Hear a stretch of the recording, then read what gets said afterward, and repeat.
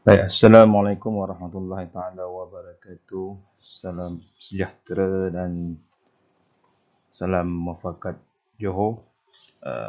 Terlebih dahulu saya memperkenalkan diri saya Najifullah bin Idris. Nombor matrik 260086. Bersama sama saya pada hari ini adalah ahli kumpulan saya, uh, Saudara Azizul bin Yahya, nombor matrik 259824. Uh, Saudara Abdul Hadi bin Ayub 260302 dan saudara Muhammad Zuhelmi bin Muhammad Said 260343. Pada hari ini kumpulan kami akan membentangkan tugasan kumpulan yang telah diberikan oleh penyaras subjek GMGM 3043 pembangunan organisasi.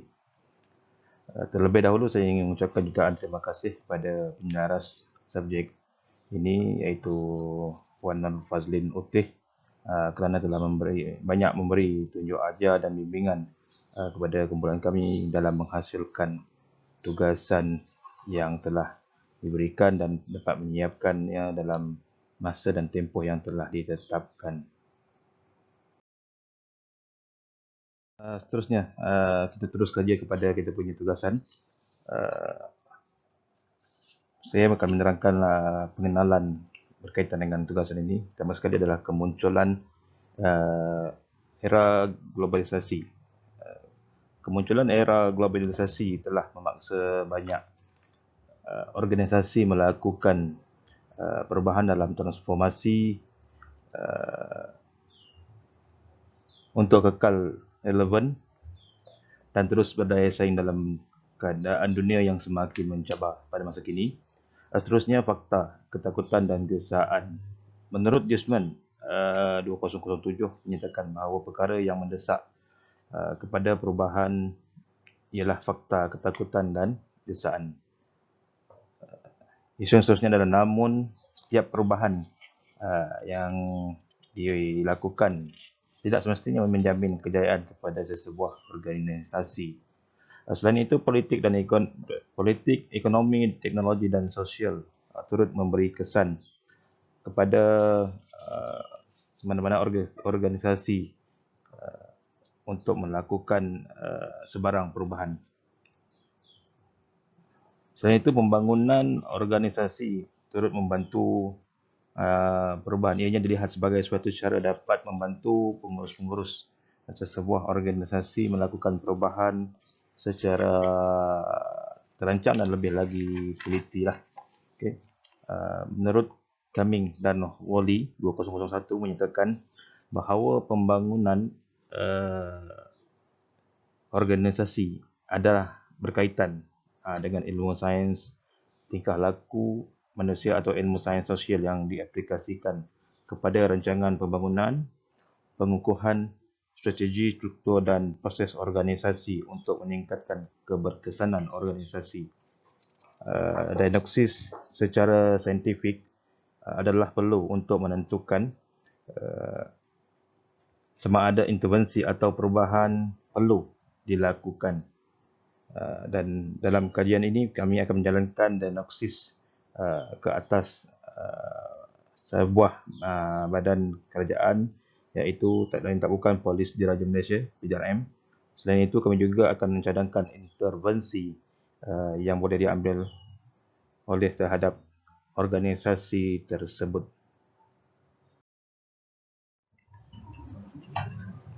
Baik, seterusnya kita pergi ke latar belakang organisasi PDRM yang kita akan kaji. Pertama sekali untuk makluman, Polis Diraja Malaysia merupakan antara organisasi yang tertua yang masih wujud di Malaysia. Selain itu, termeterai perjanjian piagam keadilan Charter of Justice pada 25 Mac 1807 Masihi telah memulakan era organisasi polis moden. Selain itu, asas sistem kepolisan di Malaysia dikatakan bermula daripada Kesultanan Melayu Melaka lagi pada 24 Julai 1958. Duli Yang Maha Mulia Tuanku Abdul Rahman Ibn Abdul Rahim Sultan Tuanku Muhammad yang merupakan agung pertama pada masa itu. Persekutuan Tanah Melayu telah mengerniakan gelaran Diraja kepada pasukan polis Persekutuan Tanah Melayu. Pasukan polis tersebut telah mula menggunakan nama Pasukan Polis Diraja Persekutuan. Setelah Persekutuan Malaysia dibentuk, nama Polis Diraja Persekutuan ditukar kepada Polis Diraja Malaysia atau singkatannya PDRM. Kepada saudara Najifullah, seterusnya saya akan mengupas isu di organisasi-organisasi. Yang pertama, info data 1, Syarina Abdullah berkata tahun 2013 menyatakan bahawa tidak dapat dinafikan bahawa menerjui perubahan dalam organisasi bukanlah satu perkara yang mudah. Bagi melalui satu proses perubahan, pihak pengurusan perlu mengenal pasti keperluan perubahan tersebut. Okey, info data 2. Bagi kajian ini, sumber maklumat telah diperolehi melalui borang kaji selidik, pemerhatian serta perbincangan kumpulan sasaran iaitu anggota PDRM secara rawatlah. Okey, seterusnya info data 3. 20 pensiapalan telah diambil di cawangan tugas am PDRM bagi mewakili organisasi tersebut. Dan info data 4. Contoh borang kaji selidik adalah seperti di laporan A. Okey, seterusnya laporan kajian. Didapati kajian 20 orang yang mengisi borang kajian selidik, didapati 18 orang bersetuju bahawa Ketua Bala Polis Batu Empat Kota Tinggi mengambil kira pandangan ahli semasa membuat sebarang keputusan berkaitan dengan organisasi, manakala 2 orang lagi tidak pasti. Begitu juga apabila ditanya sama ada keputusan dibuat secara bersama atau tidak, 18 orang telah bersetuju manakala 2 orang lagi tidak pasti. Dan kesemua mereka seramai 20 orang telah bersetuju, 2 orang lagi tidak pasti. Kesemua mereka bersama 20 orang telah bersetuju bahawa organisasi perlu mewujudkan penjawatan penyelenggaraan bangunan yang baru bagi cawangan tugas am PDRM dan berpendapat bahawa PDRM perlu menambah baik pengurusan logistik agar menjadi lebih mantaplah. 15 orang berpendapat bahawa jabatan di atas mereka mengambil kira cadangan yang dibuat oleh Batu Empat Kota Tinggi, manakala 5 orang lagi berpendapat bahawa pendapat mereka tidak penting ketika jabatan membuat sembarang keputusan. Dan akhir sekali, sebanyak 3 orang sahaja yang bersetuju bahawa organisasi mendengar pandangan mereka ketika membuat keputusan mengenai sesuatu hal tertentu, manakala 7 orang lagi tidak bersetuju dengan pernyataan tersebut.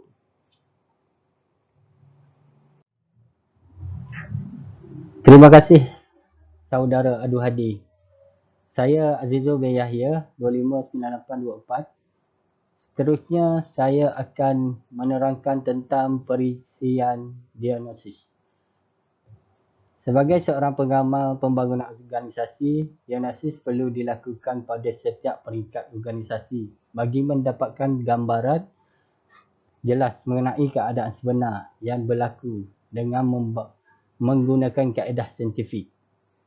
Pada peringkat organisasi, perubahan yang hendak dilakukan adalah melibatkan banyak perkara serta melibatkan ramai pihak. Yang kedua, pada peringkat organisasi, perubahan yang hendak dilakukan adalah melibatkan banyak perkara serta melibatkan ramai pihak.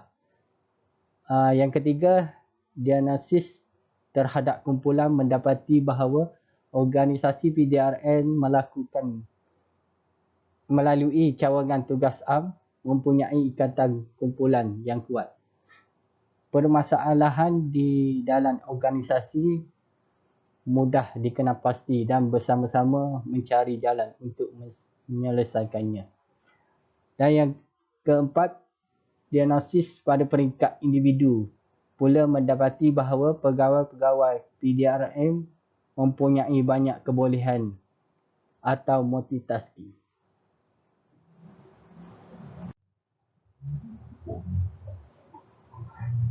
Seterusnya, kaedah diagnosis dan analisis data. Kaedah diagnosis yang digunakan adalah mengikut model peringkat kumpulan, di mana cawangan tugas am dirujuk sebagai kumpulan. Model diagnosis peringkat kumpulan berdasarkan Kamin dan Wellen 2001. Input bermaksud faktor-faktor di luar kumpulan yang boleh mempengaruhi kejayaan PDRM dalam menentukan intervensi atau perubahan yang hendak dilakukan. Faktor-faktor tersebut termasuk strategi, struktur, teknologi, sumber manusia, budaya dan sebagainya. Seterusnya, faktor luaran yang dilihat mempengaruhi keputusan yang dibuat oleh cawangan tugas am adalah seperti dari segi struktur organisasi PDRM, struktur, teknologi serta sumber manusia yang ada. Komponen reka bentuk pula, model ini menganjurkan bahawa seluruh unit bersetuju bahawa organisasi perlu mewujudkan penjawatan seperti penyelenggaraan bangunan yang baru bagi cawangan tugas am dan berpendapat bahawa PDRM perlu menambah baik pengurusan logistik agar lebih mantap. Seterusnya, walaupun mereka terdiri daripada komposisi kumpulan yang berbeza latar belakang, usia, bangsa dan sebagainya, namun mereka telah bersama-sama mengenal pasti masalah yang sedia ada. Oleh itu, akibat persefahaman yang wujud di dalam cawangan tugas am, maka norma kumpulan dapat diwujudkan. Norma kumpulan di sini adalah merujuk kepada nilai kepercayaan antara satu sama lain yang menghasilkan keputusan dan kebertanggungjawaban bersama terhadap sesuatu perkara.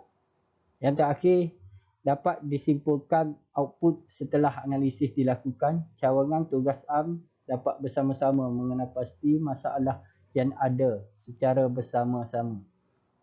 Mereka mahu suatu perubahan yang boleh meningkatkan prestasi organisasi mereka. Terima kasih saya ucapkan kepada saudara Azizul. Saya Muhammad Zuhalmi bin Muhammad Said, nombor matrik 260343. Akan membentangkan berkaitan dengan cadangan intervensi. Antara cadangan yang cuba kita kemukakan ialah mewujudkan penjawatan penyelenggaraan bangunan yang baru bagi cawangan tugas am dan melaksanakan perubahan terhadap pengurusan logistik agar lebih mantap. Seperti kita sedia maklum, di dalam Jabatan PDRM terdapat sebilangan anggota dan pegawai yang mempunyai kemahiran dalam pelbagai bidang. Contohnya ada pegawai dan anggota yang mahir dalam bidang elektrikal, seni bina, pertukangan dan lain-lain lagi. Oleh itu, PDRM seharusnya mewujudkan satu penjawatan yang baru bagi memberi ruang kepada anggota dan pegawai tersebut untuk mengisi kekosongan jawatan tersebut.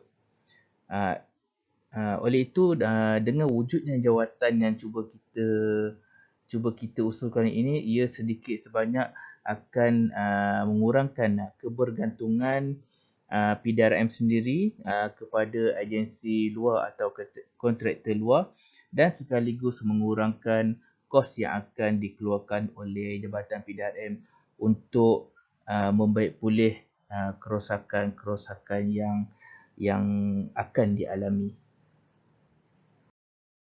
Baik, dalam kita cuba mengusulkan sesuatu yang baru, sudah pasti akan wujudnya halangan-halangan dalam kita melakukan sesuatu perubahan yang baru.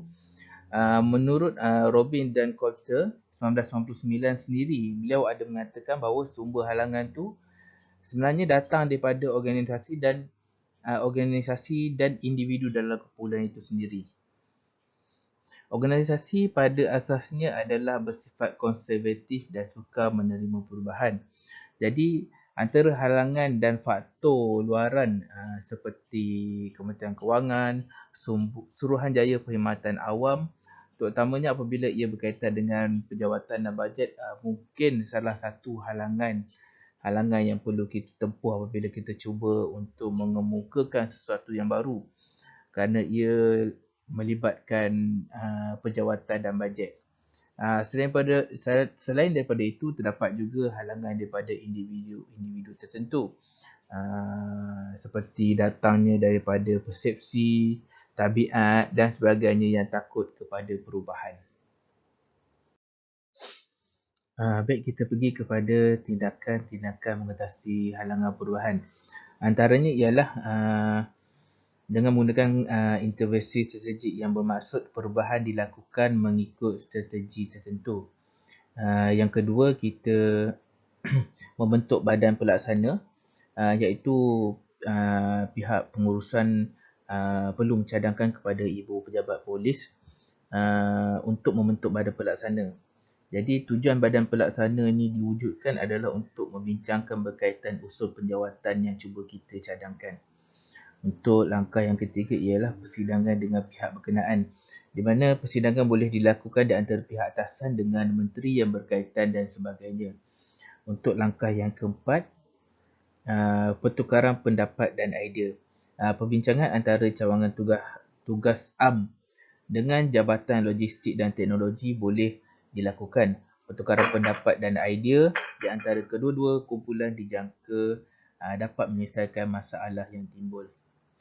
Untuk tindakan yang terakhir ialah memperkasakan pekerja, di mana apabila pekerja-pekerja didedahkan dengan ilmu pengetahuan, sumber-sumber dan kemahiran untuk bergerak ke arah perubahan, kesanda individu dapat terbuka untuk menerima sebarang perubahan yang akan dilakukan oleh organisasi.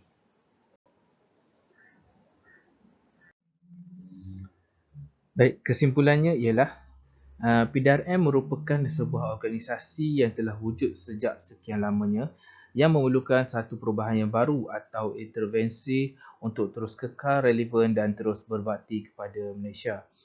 Sebagai pengamal audit, intervensi dilihat sebagai keperluan untuk memastikan organisasi tersebut dapat dilakukan dengan teliti dan sistematik. Perubahan yang dibuat akan mencapai matlamat yang hendak dicapai oleh organisasi tersebut. Sekian sahaja pembentangan kami pada hari ini. Saya mewakili rakan pelajar yang lain mengucapkan terima kasih dan Assalamualaikum.